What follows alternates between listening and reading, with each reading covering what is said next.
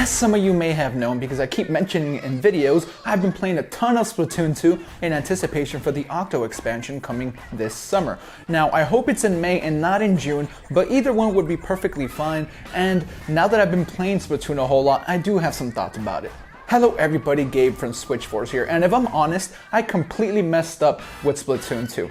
The game was released on July 21st of last year, and I honestly didn't give it much attention until very recently. Again, when the Octo expansion got announced, I just thought that looked so cool, and the style that they went with and the flavor of flavor, get it? But it just looked so amazing to me that I knew I had to jump in.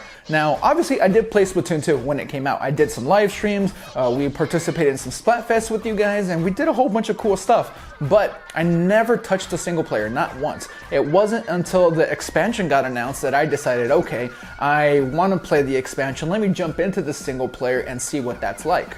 I know that Nintendo has always positioned the single player in Splatoon 2 sort of as an entryway into multiplayer. So I always thought, let's just skip that and go right into the multiplayer. I can do it.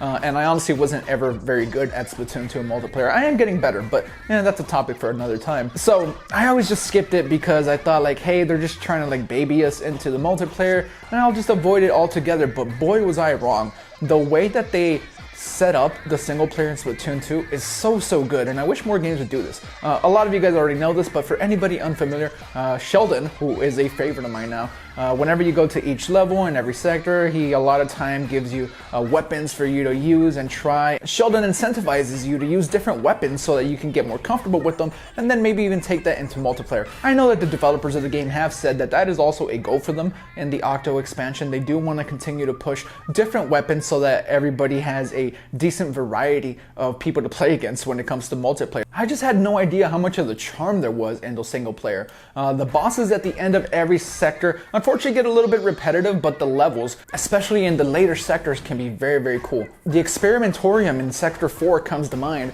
where you are on moving platforms and it's very easy to fall off of those things. I always again, didn't pay any mind to the single player because I thought it was gonna be so easy. You get a bunch of lives, and yeah, whenever you get to a checkpoint, you get to get a life back. So it's not the most difficult game, clearly, but the amount of fun that's still there is honestly very surprising to me. I've even had a really good time jumping back into the multiplayer. I've been playing ranked a little bit, and in some of the modes I'm even up to like B+ as far as the ranking. I'm trying to get to an X ranking in one of the modes. It's just not happening. For anybody that doesn't know, X ranking got introduced with one of the new updates for multiplayer, and if you were like S+ in any of the modes, you're now rank X, and it makes you look super cool, and I really want to be cool.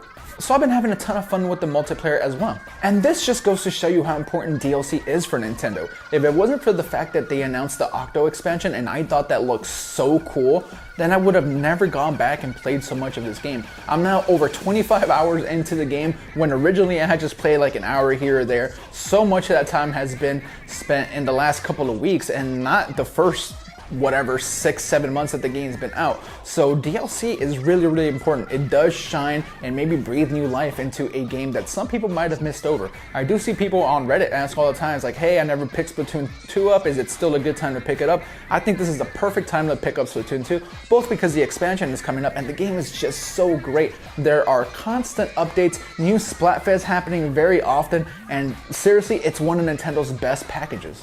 But I know a ton of you already played Splatoon 2, and if you didn't, let me know in the comments below. I am very interested. I absolutely fell in love with the game all over again, even though I had already done that, just because the style of the game is just so awesome.